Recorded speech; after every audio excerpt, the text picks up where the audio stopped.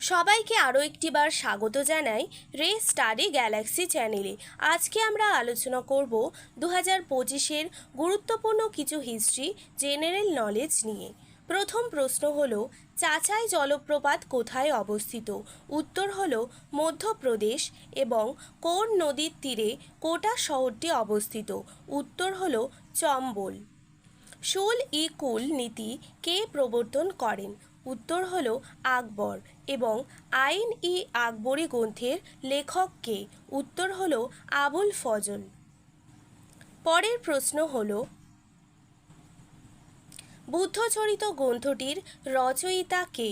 উত্তর হলো অর্শ ঘোষ। এবং কিতাব উল হিন্দ কার রচনা?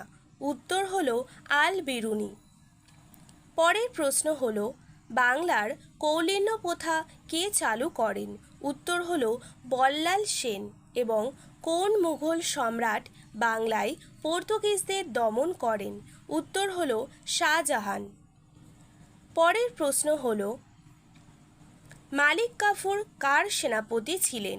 উত্তর হলো আলাউদ্দিন খিলজি। এবং বক্সারের যুদ্ধ কবে ঘটে? উত্তর হলো 1764 সালে।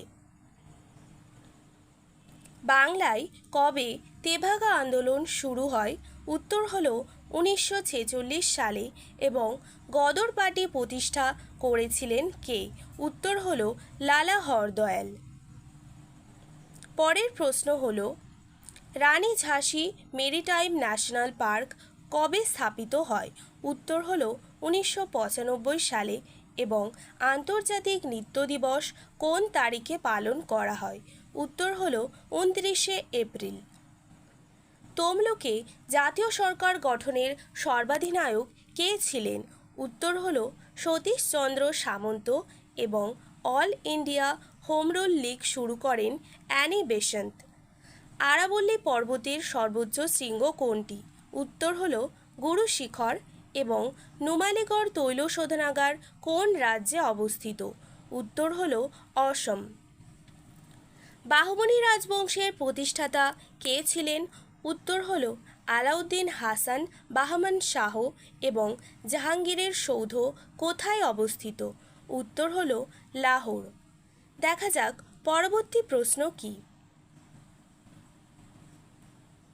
ভারতবর্ষের কোন রাজ্যে হীরার খনি অবস্থিত? উত্তর হলো মধ্যপ্রদেশ। এবং কোন রাজপুত শাসক আকবরের সমসাময়িক নন? উত্তর হলো যশবন্ত সিংহ। পরের প্রশ্ন হলো,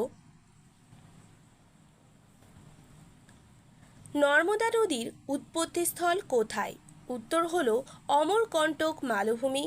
এবং শরাবতী জলবিদ্যুৎ প্রকল্প কোথায় অবস্থিত? উত্তর হলো কর্ণাটক।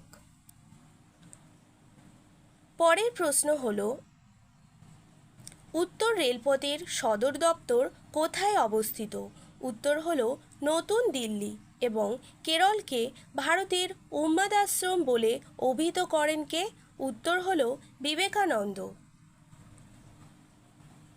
তুগলক বংশের প্রতিষ্ঠা হয় কবে? উত্তর হলো 1320 সালে। এবং ওড়িশা রাজ্যের প্রতিষ্ঠা হয় কবে?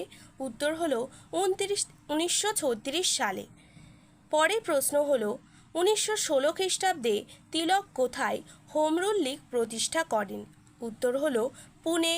এবং সর্পিল আকৃতির ব্যাকটেরিয়াকে কি বলা হয়? উত্তর হলো স্পাইরিলাম। আশা করি ভিডিওটি সবার ভালো লাগলে অবশ্যই সাবস্ক্রাইব করে চ্যানেলটির পাশে থাকবে।